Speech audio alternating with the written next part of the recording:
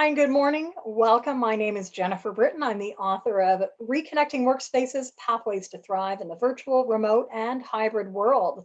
Thanks for joining me for this book club call. And this is one of the many series of calls that I'm hosting in the summer of 2021. Reconnecting Workspaces came out on June the 15th. And as an introduction to the world of the book and how it might support you, your teams, your organizations, I am doing this series of calls. So I want to welcome you.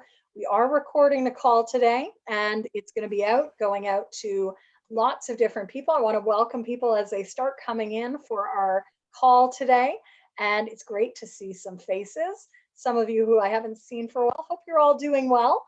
Thanks for joining me during this Reconnecting Workspaces. So this is, as I was just saying, one of many weekly calls that I'll be hosting either at 10 a.m. or 10:30 on Mondays to really introduce my latest book to the world. And what a time is this, right? As the world reopens, it is really moving to very quickly to, in many spaces, a hybrid world. Some places are staying remote, some are going back face to face. And so I thought it would be really appropriate for this week to talk a little bit about 5 essential ingredients for the 2021 return to work. So this is my 6th book. What's interesting about it, and I did a call a couple weeks ago around sort of an overview, Reconnecting Workspaces is 21 chapters really geared to not only organizations and teams and leaders, but people who support organizations, teams, and leaders. And very much it's all about giving you some bird's eye view of a number of different things because there's so much complexity in this space. So every chapter, there's 21 chapters in total, looking at everything from productivity to performance management issues, teamwork to leadership practices. Every chapter in the book is grounded in sort of these 6 key areas. It starts with a principle and it also starts with a myth.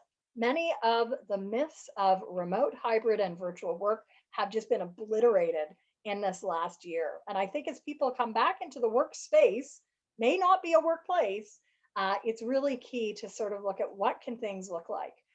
Every chapter as well has a team tool. And many of my readers I know either are team leaders or are people supporting teams in different ways. And so I hope that you're going to enjoy the team tools that come up in the book, as well as some of the brain tips, because we do know that science has to underpin all of this work. So every chapter has some brain tips, as well as some questions that you can be leveraging as a team leader, as a coach, as a facilitator, to get people into the dialogue.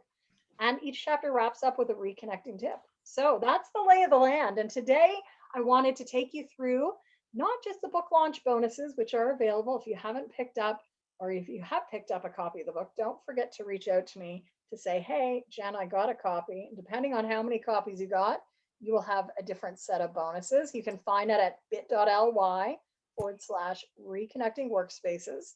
But today I wanted to go through 5 things that I think are really critical. And these are 5 things that the research is showing, as well as the practice is showing in terms of helping people come back together again.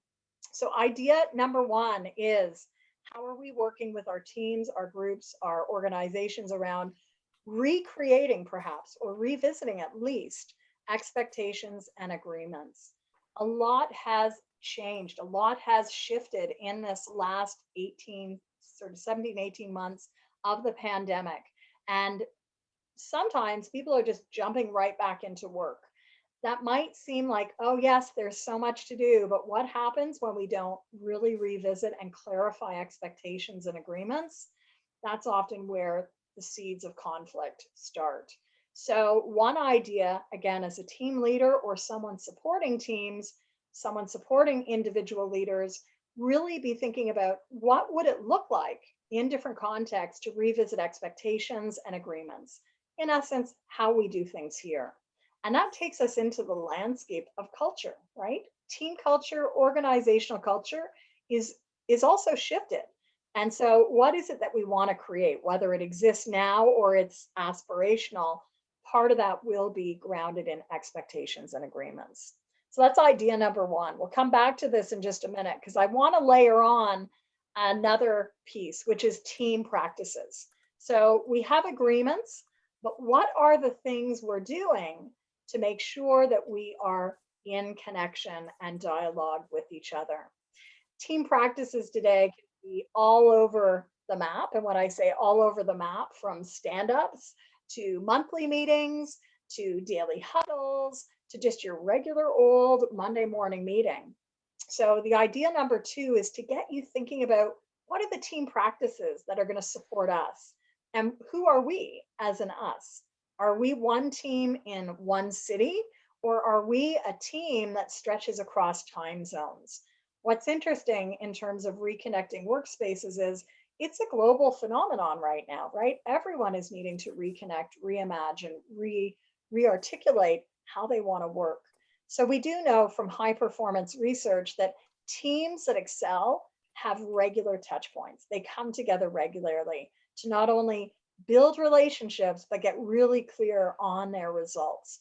So, as a support person or as the team leader, what are the team practices which are in play? Idea related to this, and this was actually idea number two last week on the call. I shared the whole framework which grounds this work, which you might recognize from my from one to many work of results plus relationships equals high performance, right? It's not just about knowing each other, but it's also about knowing each other and knowing where we want to go in our work. So while it says idea two here, actually last week's call, which was about three essential areas for reconnecting workspaces, I went into greater depth on results and relationships. And I know we've got some really seasoned support, team supporters, whether you're a coach, a facilitator, a consultant here. What are the areas you're working on right now? I'd love for you to just share in chat. Where are you finding your conversations are taking you right now? Are they taking you more into the realm of relationships, i.e., it might be like who we are, what's unique about ourselves, or is it going into the landscape of results? Why do we exist? What are the goals? What are the things we need to do? So, if you're willing, I'd love for you to just share with us in chat. We've got a handful of people here today, and I'm always eager to ask this question because I find as a practitioner myself, it's all over the map sometimes. So we've got Kathy saying much more on results. I can imagine that, right? Like there are industries right now where it's still a make it or a break it, right? If we cannot get profit happening, this organization is going to, disappear. If we can't also look at how we are working together, we may also see that this whole industry may be decimated. And think about the industry change in the last little while. It's been quite significant. Natalie Curry says lots of conversations about team culture. Yeah, and team culture is going to be the focus of another call that I'll be hosting this summer. For those that are interested in the team culture conversation, check out chapters 3 and 4 of Reconnecting Workspaces. Culture is something that's always evolving, but it's such a fascinating area. It's like, how do we do things here? And as team coaches, especially, that's a big part and parcel of like the pause that we're creating. How do we want to operate? What are those elements that are defining who we are and how we're seen by organizational partners, whether it's people or other parts of the organization around us? Michelle's mentioning relationships. Yeah. So again, roles, who we are. What else, Michelle? You don't want to, you can unmute if you want. What are some of the things you're looking at right now in your work? A lot of the people that I'm talking to are really worried about those serendipitous conversations that happen in the office, that like, how are some people apart and some people in the office, and is it going to be creating a hierarchy of those, serendipitous moments where we learn so much and we deepen connection, all that kind of stuff. So how do we ensure that equity in and around relationships even? And I think, having, and I'm sure many of you have worked in a hybrid world before, right? Like this is nothing new, but now it's new in volume, right? And so that issue of equity, that issue of power differentials, that issue of like, how do we ensure everyone is being kept in the loop is so critical. And it may be more complex, especially with some workforces moving to like, we're not going to bring everyone back into the office right now, depending on where you are in the world. We'll have some people working, Monday, Wednesday, Friday, and some Tuesday, Thursday, or some are weeks on and weeks off, and some just don't even have an office space anymore. So that complexity, especially, I think more to the hybrid than even remote or in person. How do we ensure everyone is on the same page? And how do we ensure that we're not creating an us-them relationship? So back to trust, right? How are we cultivating trust and ensuring that trust remains high? And if it's not, how are we creating safe spaces for people to bring issues, raise issues, as well as what you just shared, Michelle, in terms of actually, sharing ideas. So if you're just joining us now, we're just having a discussion around like, where are you in your work right now focusing? Is it more on results? Is it more on relationships? I think this is a really very interesting area in terms of, what is needed to move the needle. So even notice in our chat, we've got Kathy focusing more on results, Natalie on team culture, Michelle on relationships. Like there's the spectrum here. And I just want to invite either Natalie or Kathy, if there's anything you want to say about the areas that you're seeing in terms of support needs or conversational needs right now. Anything? Yeah, go ahead, Natalie. I'm happy to chime in. I think the industries that I've been fortunate to be working with have not been as certainly everyone's been heavily impacted by the pandemic, but I think the industries that I've had the pleasure and fortune of working with have not been decimated. And so I wonder if they, just based on what you just said, Jen, I wonder if they have the luxury of focusing on team culture, knowing that they are, financially solvent and will do fine into the future. So they have that luxury of investing in each other. Yeah. Well, it's interesting, and if you listen to the small business sector, right, and depending on where you are in the world, of course, there's lots of variability. But I do a lot of work with entrepreneurs and small business where many are saying, while we need to focus on results, we also have to focus on our culture, right? Like it's the culture that's the driver of so many of these. So again, I think as most of you are coaches, and I think we often talk about the and, right? It doesn't have to be an either or. How do we ensure that it is an and? And while something may be a leader, right? Like ultimately profit has to lead. If a business runs out of cash, then that is it. There's just nothing left.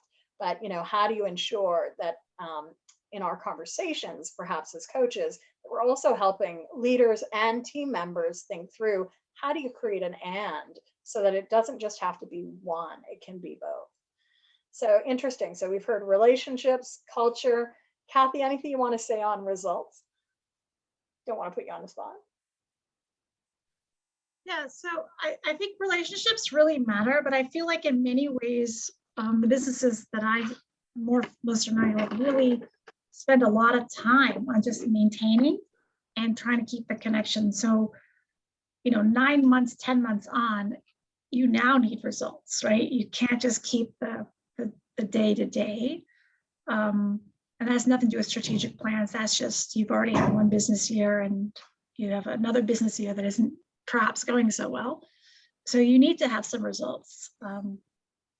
Yeah, but I do think the other part of it is that it's also the results from the framework of looking at what do relationships need, and it may not be the weekly mandatory social hour. It's what, like some of the work, Jen, you've been doing on co-working at the same time. It's different ways of connecting that isn't required, that has value. So it's results orientation. Maybe it's not all business results, but it's looking at, rather than just having habits, are these habits effective? Yeah. And, I think the results piece, I'm so glad you share that too and make the loop, because it really is, we've got to get innovative in terms of time available, location availability as well. And just, I think it's interesting if we look at organizations like Apple. Yeah, I was just you probably saw the Apple in terms of, like pushback. We don't want to go back to the workforce. How do you ensure that people are still engaged and are willing to show up and do work in a in an economic framework, well, that, yeah, many countries are saying, oh, it's going to be great, but economically, can it all be great? I don't know. I have a very meta economic framework when I look at what typically happens post disaster.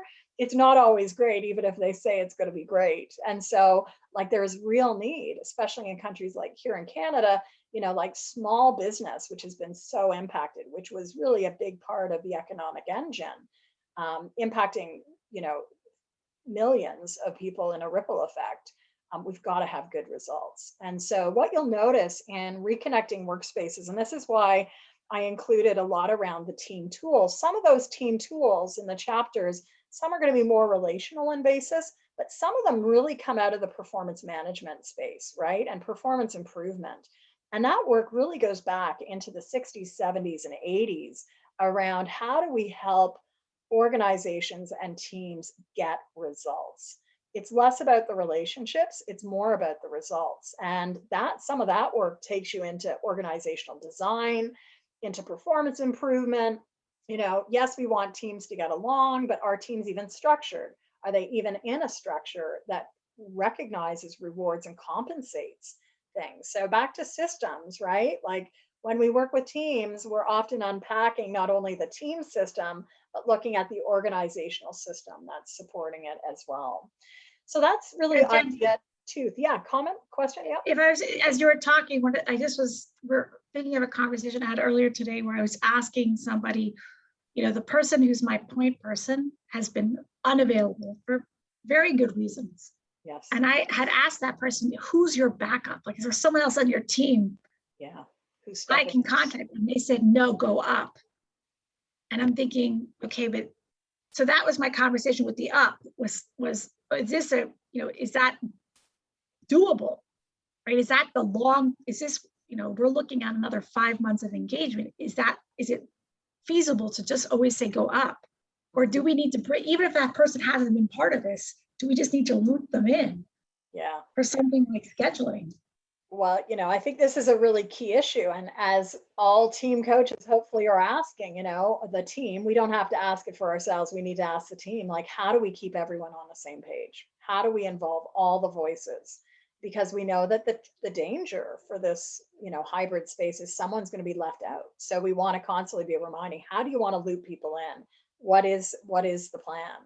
And sometimes it is getting people to recognize, there may be different ways of working. Yes, we've been putting things up, but you know what? Maybe I do need to have a collaborative partner who's my backup, who's my, step in when things are moving.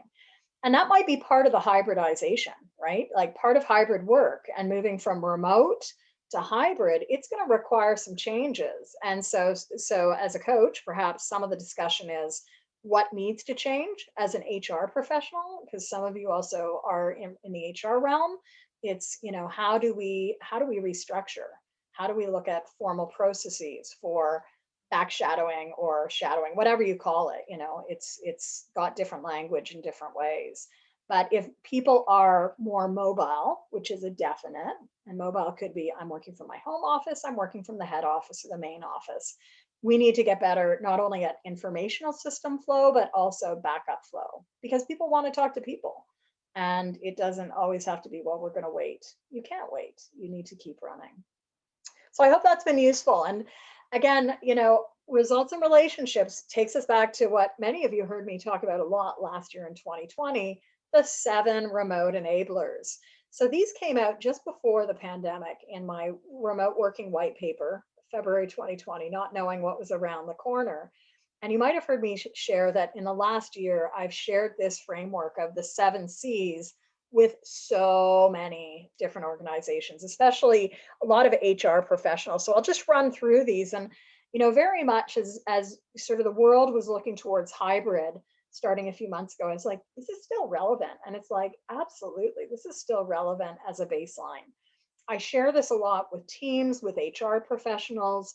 You'll want to think about how you can use it in your work. And again, it's encapsulated as one of the Reconnecting Workspaces tips in the book.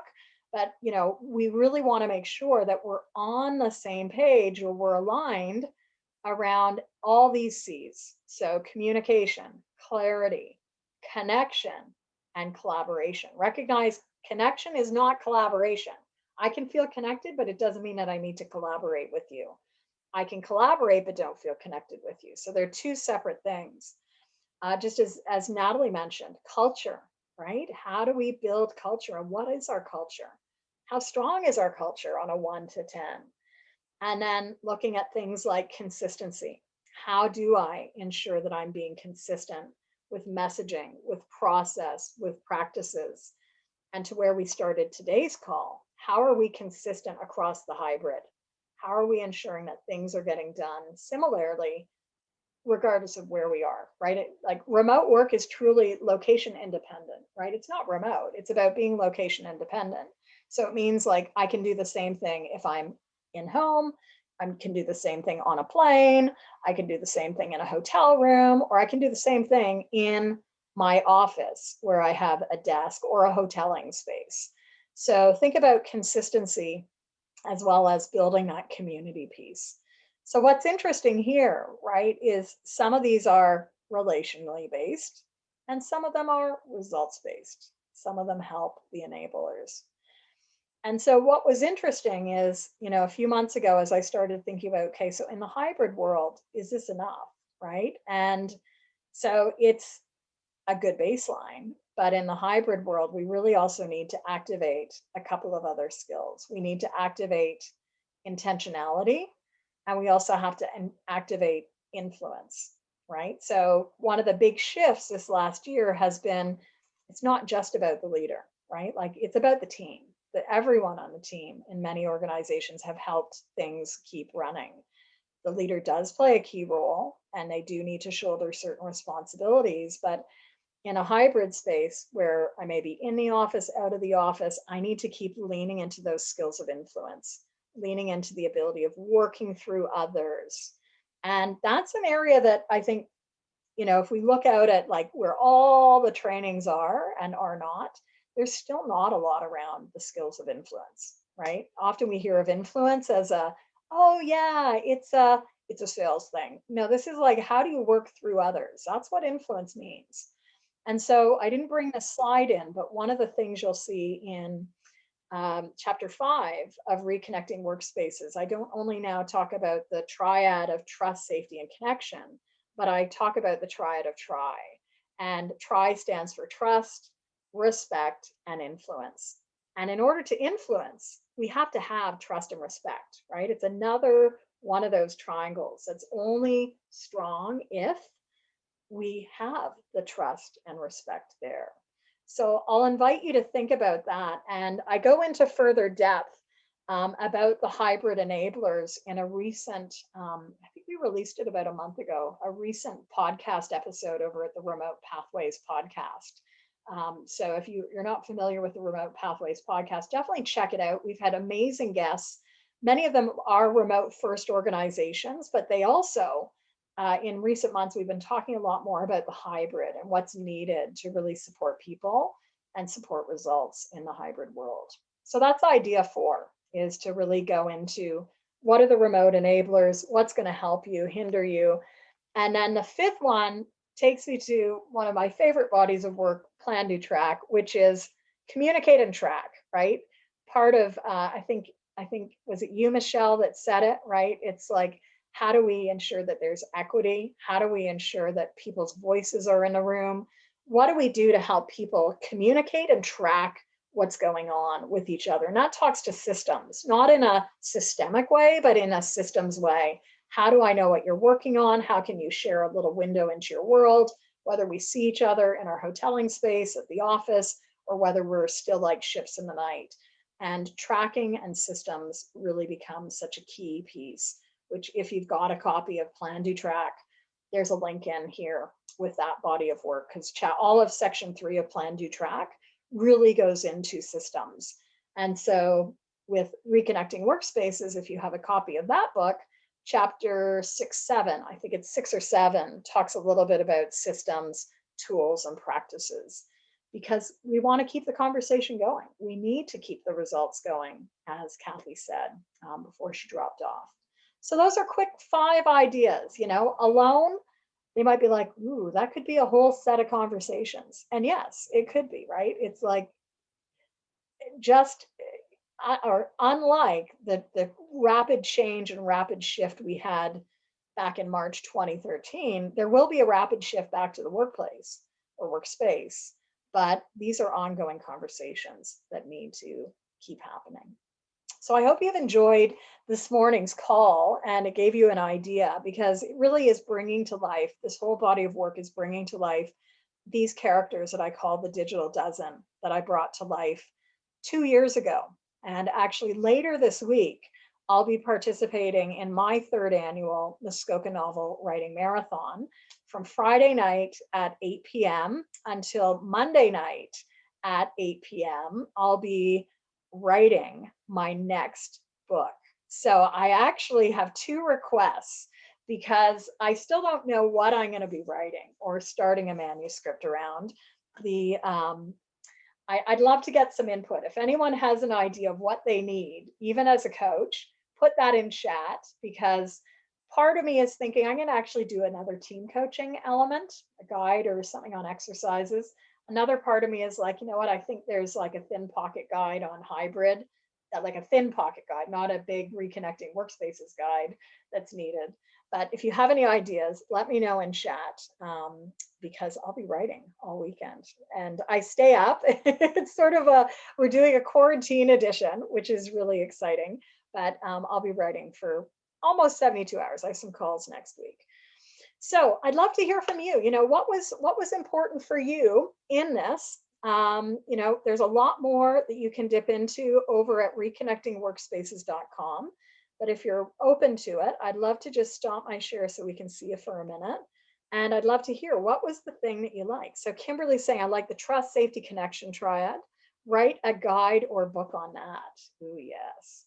That's good. You know, like I think the trust, safety, and connection is a really big one, along with the try, right? Like I think the try, and I think I saw something you said just a minute ago, Michelle, around, or no, it was you, Natalie. Thanks for stressing the importance of influence. And I have to say, I have several of my past clients, leaders, new leaders that I worked with for 5.5 years. And we used to talk a lot about trust and safety. And very quickly, in the first cohort of what became like 10 cohorts over that 5.5 years, was these professionals saying, it's not just about trust and safety, it's about influence. And they realized in their role in their organization, where yes, they were leaders, but they were mid-level leaders, right? It was not, they did not have the whole power, but it was really about, you know, enabling action through relationships, enabling action through influence. And that's really what influence is all about. So that gives me some ideas. Missy's mentioned dysfunction decreases in remote work, but control issues are highlighted. Absolutely. And, you know, dysfunction in hybrid work, I think we're going to see a big like jetting up of like people almost running too fast for anything. And that's where, as team coaches, we may come in and be able to say, you know what, is it time for a pause? Let's take a pause. Let's take a look. Michelle, did you want to mention something there? Yeah, I was just gonna agree with you. Like that's something that I've, you know, Tamara and I've been really thinking about as well, is that like this past year has been so much about speed and that reactivity. And then it's just like, how are we going to get our clients to understand that this is an experiment and they're going to really need to slow down, and it's going to really, I mean, the fact that you said intentionality, that's the piece that I'm taking away from, because it's like, it really is about intentionality. That's where people are going to win. You got it. And, you know, I think on all the listing of Reconnecting Workspaces tips, number 1 is intentionality. So yeah, that's where I start with the book. So we order it from your site, the book. I would. So you can get it at Amazon. Yeah, there's a whole new website, reconnectingworkspaces.com. There's also a new coach certification, Kimberly's in it, which has been approved for 24 CCEs by ICF. Yes. Wow, amazing. Word on Friday. So I'm going to be like sharing it more. There's a couple of cohorts that will start this summer for people who want to upskill. There's one that'll start July 22nd, a Monday, Thursday, to go through the 24 hours. And then there's going to be another intensive one, cohort 3, which will start August 23rd and run pretty much that week of the 23rd to upskill people just in time for September. So I hope that you'll stay in touch. I'll be back here most Mondays, not August the 2nd though, because it's a holiday here. I can take that day off. But do jump in 10:30. I'll try and send an email out just to remind people. And I want to say thank you. So have a great week, enjoy, and we'll see you soon. Not on the remote pathway, but in this hybrid world. Thank you. Take care, everyone. Thanks for Jen, joining take us. care. Have a great Bye.